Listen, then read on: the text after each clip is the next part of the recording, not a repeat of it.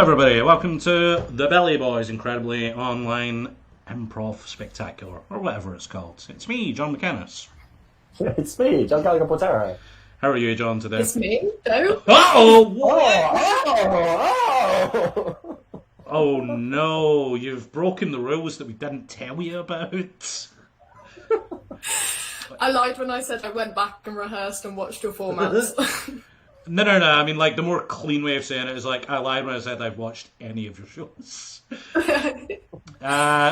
Introduce yourself. I'm Maeve. Maeve Scally, and thank you so much for your repeated begging attempts to get me to join the show. I'm really glad that I finally relented and agreed to be here. We're so fortunate that there's been a small hole in your schedule that you can just fit us in. I know for the last couple of weeks you've been like, oh guys, I really want to, but I'm so busy. You know, I know COVID's around, but I'm so busy. I have been. That's true. I found myself a little bit more busy than I thought it would be during an international pandemic. What about yourself, Gallagher? I've been super busy going back to work. I've got no time. I got no time to socialize. I got no time to play video games with you guys. Which we know. Got no time to reply to messages. What? For the audience, me, Maeve, and some other members of Jazz Police. Maeve is in Jazz Police with me and Gallagher. We are playing Fortnite a lot, and Gallagher, in theory, should be playing with it, but he's got his own friends that he's having fun with. This is going to be an ongoing thing, and all I can say is I'm so sorry. It's okay. I mean, it's not, but yeah. It is. Anyway, no. Welcome to the show.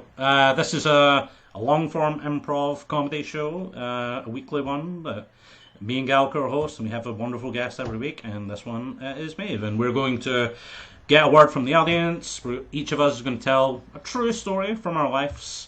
Then we're going to do about half an hour of the funniest sketch comedy imaginable. But here's the twist. It's not a sketch. We're improvising. We're coming up with it as we come up with it. How do we do it? I mean, they say, I don't know how. So, maybe we should just go on with it, right, Gallagher? Have you got a word from the audience? I've got several people talking about how, well, there seems to be an ongoing discussion about, and just go with the first word that I see, which is lies. Lies. Lies. Just say, I love telling stories that are inspired by the word lies. That's the first thing, so deals with it. Okay, I'll go with one. I'll go with Okay, one. you go. Because this is like in my brain, and it's also like kind of relevant to like my current existence. So as I was telling you guys, I just bought a PlayStation 4. I just spent not a ton of money, but like money buying a video game. And I've always loved video games, but over the last, I would say like 15 years-ish, I've not really been playing it much. But when I was a kid, I loved video games. And I mean, like, even like as a very young kid, my family had an Amiga 3000 or 2000. It was like a very long like term for it. So I was like into games pretty early, and I loved them. Like, they're one. I've often said like, hey, everybody should play video games because it is literally just a thing where you get to have fun. That's it. Like, there's no bullshit around it. It's just fun. That's my life philosophy right now. Just play video games. Ignore everything else. But I guess the lie that came to mind, inspired by this, was like when I was a kid, and I think this is very common. Like, kids like lie, like at the drop of a hat for no reason. Like, they want to be impressive to each other. You know, when you're trying to like meet friends, you're like, I don't know how to meet friends, so I'll just lie. I don't know if this is a universal experience, but it's what it feels like to me. So when I was a kid, I lied about my uncle being a video games programmer to people in school. And I don't even know why I did it. I knew video games were cool. I knew I had a lot of them. And then from that, I started making up video games that he made. Like nobody could obviously access them because they weren't out yet. It's kind of like lying about a girlfriend in Canada that you never get to meet. Oh, there's this video game, but you'll never get to play it. But it was basically just on when I was a kid, I read video game magazines, and there would often be I can't remember what the magazine that I read the most was, but at the end of it, there was always this competition where you get to design your own video games. You would write out a paragraph or a couple of paragraphs description of what a video game that you think would be cool is, and you send it into this competition. And basically, all the games I claimed were real were basically things I sent off to that. And the one game that I always remembered sending off to that competition is pretty much exactly the premise and the beats of the video game Hitman, if you guys know that. So it's a little bit it's basically you're a hitman, you're hired by people to kill people. And I was very interested in the JFK assassination as a kid. Still am, but also as a kid. So that was all I had in my mind. I was I want to make a video game where you take assignments to kill people, and at the end you get to assassinate the President of the United States. And I also told kids in school, hey, this is a real game that my uncle's working on.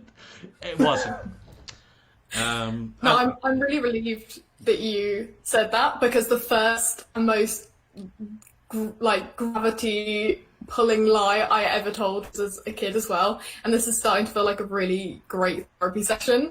But my equivalent, which is so much worse, I feel than innocent saying that your uncle is a game designer, is I got invited to a children's birthday party, which was had an inflatable course on the inside, and I have no idea why. I had the biggest imagination when I was a child, and I told the parents who were running this party that just the week before my sister had the same party, and someone had broken their arm and a leg and had to be taken to hospital. The whole party got shut down.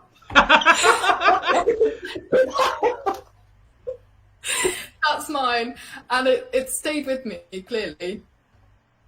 Please tell me, Gallagher, this is not just John and I being absolute child psychopaths. Your story doesn't have to be lying as a kid, but not if you also lied as a kid. Yeah. These all feel thematic.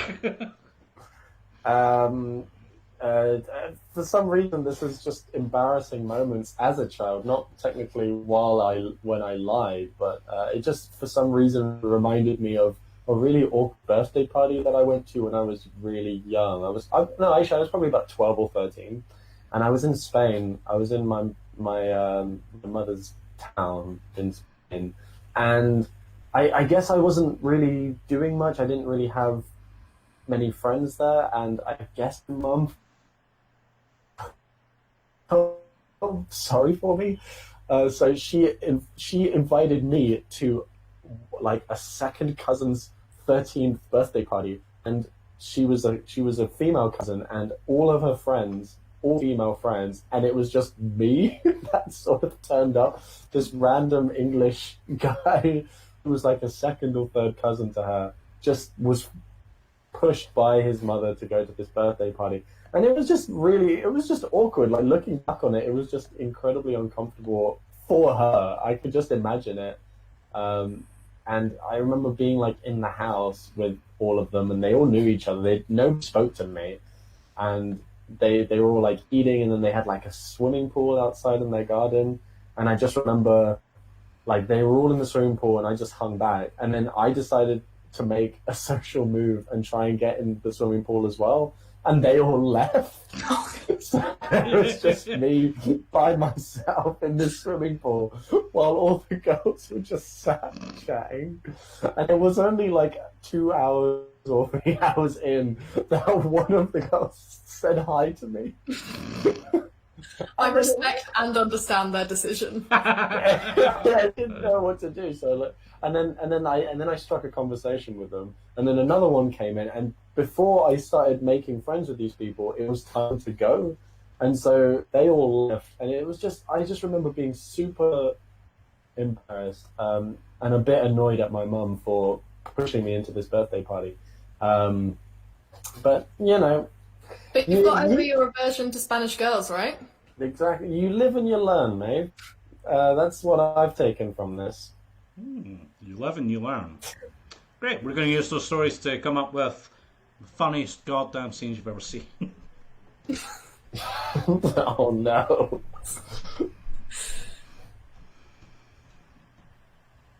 Hi, Mrs. Metcalf. Thanks for inviting me to Laurie's birthday party. It's good to finally get out of the house. But is it safe to be on an ice rink? Because I watched a documentary about a skater who got their throat cut by an ice rink, like a blade. And I think that will happen at your daughter's birthday party. Oh, hi, Jimmy. Hello. Well, I didn't think you'd come in. You know, it's not a costume ice skating party, but is it a jester? I heard you coming with bells on your hat, and it's lovely. Why don't you just go and play with the others? Well, Mrs. Metcalf, the bells are quite important because I feel like if I get into a spot of bother, perhaps the ice might explode and I'll fall and I'll start drowning. The bells are how you can locate me underwater if that happens. I don't think that's going to happen, but I appreciate the assistance, and maybe you could put out the torch? Mrs. Metcalf, I can't put out this torch. If the lights go out, then it'll be pure darkness, and then there's so many exposed wires and knives. I'm certain that I would puncture my jugular, Miss Metcalf. There's no explosions or knives. They searched everyone on the way in. You'll be fine. I'm sorry, Miss Metcalf. I'm just... You know how I'm a little bit of the safety phobe. I know, Jimmy. And that's why I told John he really, really, really must invite you. In fact, I wrote out the invitation myself, but I felt it was important that you socialise with other more relaxed children. Mum, I told you not to invite Jimmy. I didn't want him around. He's a buzzkill. He's so lame. He's so lame at school, Mum. He just liked to be safe. I can hardly blame him for that. I mean... Hi, Lauren. My dad, John, made me come here. You'll be fine. Okay? Look, he's dressed up. He's brought you a gift. Yes, I've brought a perfectly spherical piece of cardboard. It's the one thing. Nice? It's the one thing I could think of that could do no damage to another human being. I also... You say thank you? Mum, I'm not saying thank you to a spherical piece of cardboard. This is the most lame present anybody could give. Lauren, do not say that. I didn't plan on my emotions being wounded. Look, why don't you both go and skate on the ice? I promised it's safe. Lauren, is it safe? It's your birthday. You have to be truthful. All right. Look, how about this? Jimmy, how about you hold my hand and we can go on the ice together and we can just do a few rounds in the rink. How about that? Would you feel better? Have you been tested for various skin conditions that could be triggered by touching the hands? Because I've been playing this video game, Metal Gear Solid, and in it there's a character who has a genetic disease that's triggered by touching somebody's hand, and I just don't want that to happen to me if I touch your hands. Oh boy, I want to touch your hand, Lauren. Do you see what I mean? That's so lovely and romantic. But please stop waving the flame around.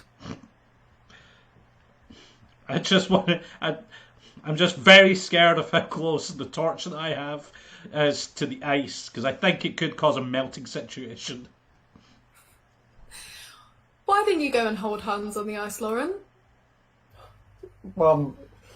Jimmy is wearing a clown costume with bells on his head, and he's holding a torch with fire on it. He doesn't want to hold my hand. He's a little scaredy cat, and honestly, I don't want him around anymore. I'm banning him. Scared? I'm banning him from my bed. I'm not scared. I'm just well informed. You know what? I'll do it. I'll hold your hand. Isn't that nice? We cut to a wedding in a village hall. So, do you know the bride or groom? They ever since they were kids, they were together like bread and butter. Yeah, I know, it's... We see this is like the security check-in, and there's like guards and like an X-ray machine and everything for people to try and get in. I did think the self-destruct invitation was a little bit kooky. Yes, well, the groom really wanted to make everything incredibly safe, including self-destruct invitations for those he thought were a danger to his wedding. I mean, I know it said... The groom comes out and peeks through some bulletproof glass. Oh, Kev, from work, how you doing? Oh, I see you're on stage 3 of a 5-part checking series to make sure that you don't have Ebola. Yeah, all good, Jimmy. Can we just sort of skip stage 4 and 5? No. You see, you should be pretty happy that you are alive right now, because the invitations had a secret explosive content that went off if it came into contact with somebody who had the Foxdie virus, a virus that I still believe in. Yeah. Well, it wasn't really secret, Jimmy. It destroyed my house. Well, of course, the outcomes are not secret, but okay. I've just exposed that. That's the reason things are exploding. Anyway, I'll see you in the reception. Is Ebola testing really necessary? I mean, what if we test positive? I heard there was some kind of quarantine. Yeah. I think it's going to be much worse than just quarantine, Reverend. It's by stage 2, they inserted a chip in the back of my head that the moment I start thinking of anything negative towards Jimmy, my head will explode. So why are you back in stage 3? What happened? Well, I don't know. I've been having second thoughts about it, and I don't go through all this trouble just to see my friend get married. Well, he's a workmate. He's not even a... Wait, he's not really a... He's a good friend. He's a good friend. Is what I meant to say. I'm personally we cut to the groom and Kevin fucking. You're gonna come to the wedding, right? Oh. We can't wait.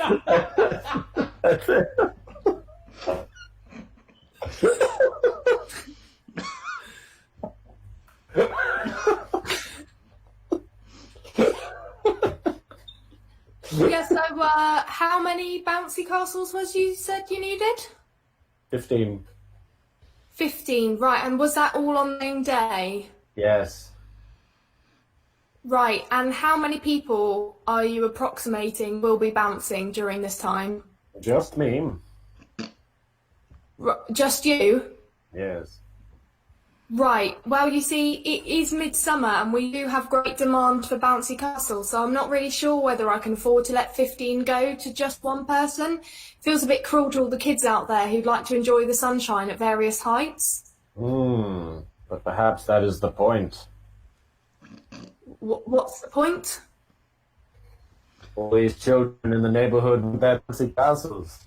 I want all their bouncy castles. You know how manipulative children can be. They lie to you. They tell you Right. fibs. So you want to punish the community's children by depriving them of bouncy castles midsummer? You got it. We cut to this guy bouncing by himself up and down on these bouncy castles in his garden, and we see a group of kids looking through a chain link fence. Please, mister, please give up just one of them. One bounce! No. At least We cut back to this guy's childhood. No, son, I'm afraid we just can't afford a bouncy castle this year. I'm telling you, we should sell him. We should sell him on the black market. We'll get good money, Severance. I know, and he is a liar and an awful vagrant, but he does bring in the coal. We cut back to the salesperson and this character. That's right. Real children was me all along. I'm mainly doing this against for what I did to my parents. Please, mister, at least bounce in a more interesting way. You're just bouncing left to right. Oh, if I was on that bouncing castle, I'd be doing loop-de-loops and flips. Who is that?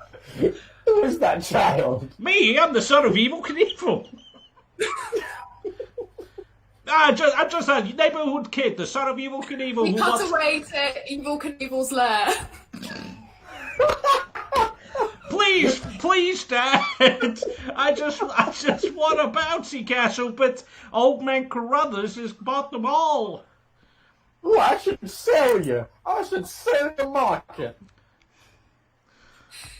Evil, please, he's just a boy. He's our boy. Making him climb a wall of knives and just let him bounce. He ain't gonna be like me. He's nothing like me. Sell him for a mule. Please, Father, don't sell me. I'm almost to the top of this mountain of knives. I took out 3 of the guards. I took out 3 armed guards to get here, Dad. Love me. It's not good enough. It's too late, son. It's too late. Go on. You know what you're saying. We cut back to the kids in the yard. My dad abandoned me. I want a goddamn bouncing castle. You see what these bouncy castles can do to you? This. 15 bouncy castles. All you need to reignite your childhood. We hear the bouncy castles slowly start to deflate. All 15 of No. them. Oh. No, my childhood. No. Papa. We see Evil Knievel's son running past with a knife. Man, my plan is finally achieved. Hello, Father? I've done it. I've done the one thing you asked for. I'm so proud, son. Same.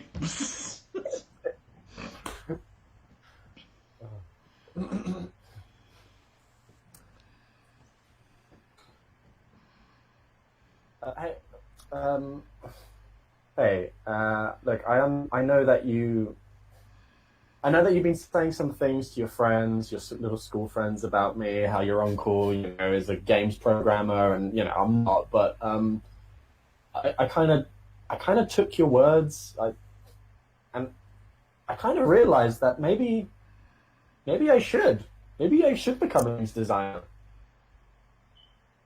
No, you can't do that. No. I honestly, I overheard you talking to your friends, David, and I realized how much of a bum I am. I've been unemployed for so many years. I've just been drinking my money away, and you've got me on the stretch. I want to become a games designer. I'm going to uni next year.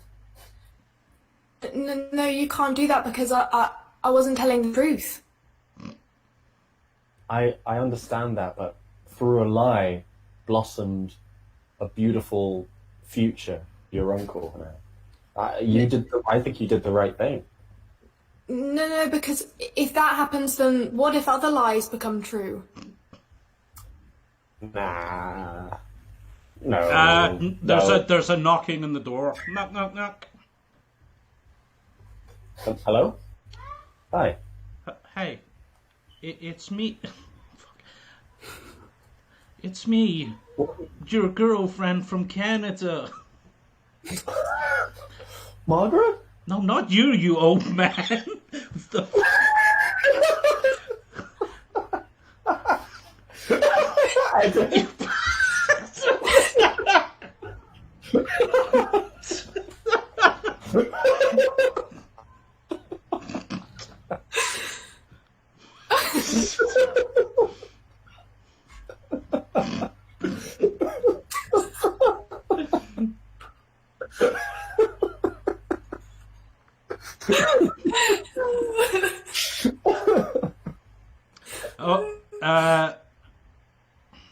I just want to first of all say thanks to you ladies for letting me come along on your hen night. I know it's not common for a 40-year-old Scottish guy to come along, but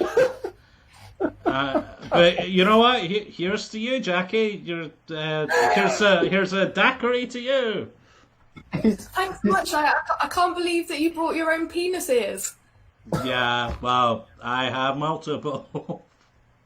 But you do know that I should be wearing the bride-to-be sash, right? Is that a bad thing?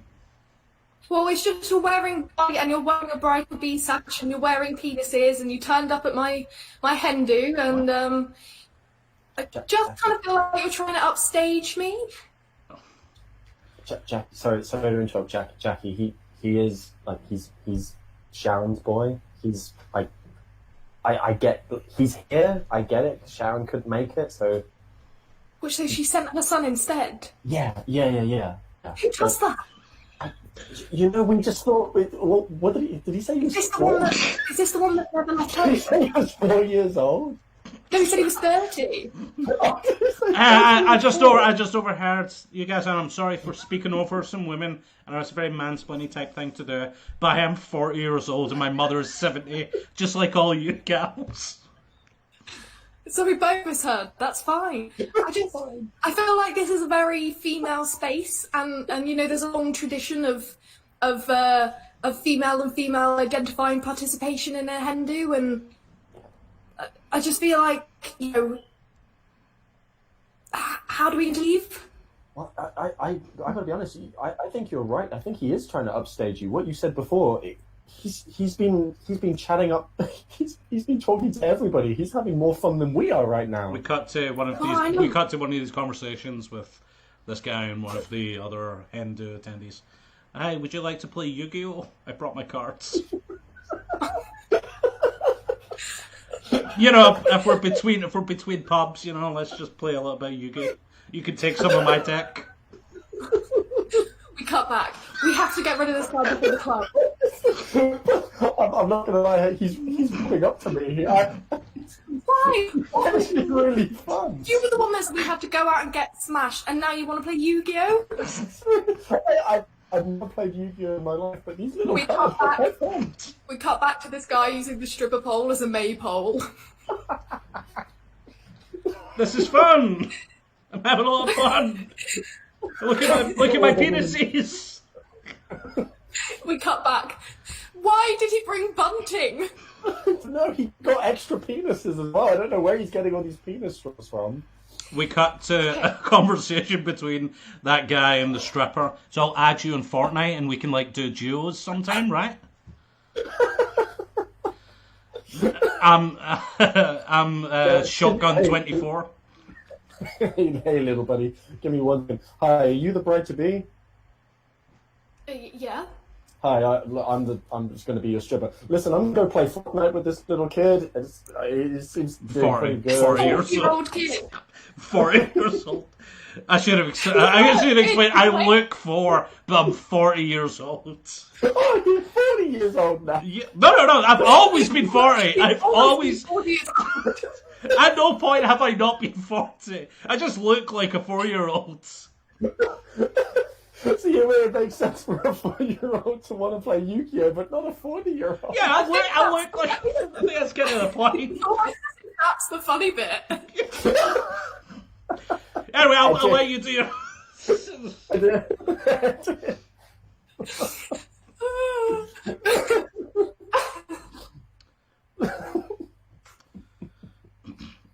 We open on a police interrogation room with a lawyer and a guy who looks like pretty stressed out. Okay, look, buddy, you've called me and you've done, that's a good move, right? So just, is there anything you've told the police yet? Like, you're meant to stay silent, but I just need to know what if anything you've told the police. You said that they pulled you over on the M5 and they're asking you questions about your boss who's went missing, right? Yeah. I didn't say anything. I just told them what I knew. Okay, well, you shouldn't. Just tell me what you've told them then. Like, you weren't optimally. You shouldn't be saying anything to them. Yeah. I just, we were on the M5. Boss went missing. It was like, okay, the only thing I told them was that it was like the Siberian level from Hitman 2. It was just done in a flash. You get off plane, and then you have to go into like a submarine section, and there's a radioactive sort of bunker, and the best way to get to your hit is to go down a flight of stairs, past bathrooms, and then you can find your target next to another submarine. I just told them that. We cut to the game designers having a discussion. Okay, we've got to refine the police section. The station it's just boring. Yeah, he's talking about video games in the middle of the video game. Like, it doesn't work. You can't talk about a rival game, Hitman, in the middle of our game, Grand Theft Auto. Who did this? I mean, it was Gallagher. Hey, sorry. I think he's been getting his ideas from that stupid little nephew that he has. Hey, guys, listen. Remember the one whose Canadian girlfriend who was fake at one point, a lie manifested into reality. Remember that? And then Gallagher was like, "Are you my girlfriend?" Okay, just edit down the police station bit, and then let's try it again. Yeah. Okay, fine. We cut back to that video game section. Hey, you haven't told them anything yet, Snake, have you? No, Commander. I've only told them one simple thing. The best way to win at Yu-Gi-Oh! Was to get the 3 Eyes White Dragon, and to use your 7 We cut card. back to the games development room. Okay, who made the call to put it in the Wild West, and why again has another card game been brought up? Oh, that was McInnes. That was right. He did that one because basically his dad is Evel Knievel, and he tried to impress him by climbing a wall of knives. Yeah, he lives in a sort of mountain complex in the Old West, which does still exist. So it's and he wanted to go for a bouncy. His only dream was to jump in a bouncy castle, but he ended up stabbing 15 of them. Yeah. Right, and how did all this fit into a game designed around contemporary policing issues? I guess we fucked up there. Wow. Should we try it again? Yeah, one more time. This is your Alright, One more time, and it'll be your fault this time. We got back to the interrogation room.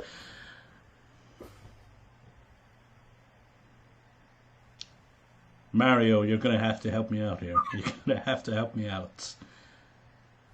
They caught you high off your noggin on mushrooms. Yahoo! What I did? We cut back to the game development room. Right, I'm sorry, I'm withdrawing the funds for this project. Hey, that was you. You said put Mario and Luigi in it. I absolutely did not. It's almost as if you guys are in the pockets of other gaming development corporations. No, that's not true. That's not true. That's not true. That's not true. We got to a codec scene between this guy and that guy. John, I think they're on to me. John! John!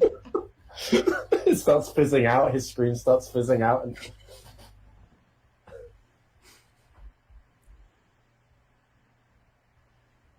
Edit. Yeah, that's probably our show, right?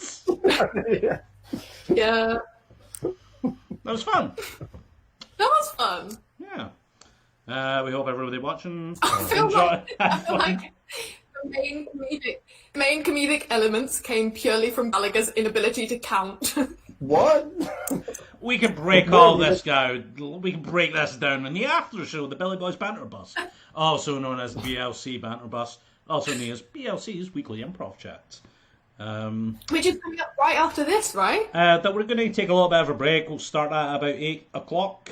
Maeve, have you got anything you want to plug to the audience before we disappear for a couple of minutes? Okay, well, I'm going to plug Jazz Police, a Harold team that we're all on. Yeah, I mean, if you want to like follow along in the expectation that we might put on another show in a post-corona world when we have a vaccine, then like go for it. We're on Twitter, Facebook, and Gmail. That's just jazzpoliceimprov at Gmail, right? If anybody wants to Gmail us. Gallagher? Have you got anything you want to plug? Go to our YouTube page, the Bristol Long Form Comedy. There's loads of videos, and I also do a show with a team called Boat Club. We do videos every Monday on YouTube. Boat Club on YouTube. I'm going to plug my Tuesday show, Couch Improv on Facebook. You can find it. We do weekly soundtrack shows. They're fun. But I'll also plug this show every Wednesday, and I'll see you guys in 15 minutes. See ya. Bye.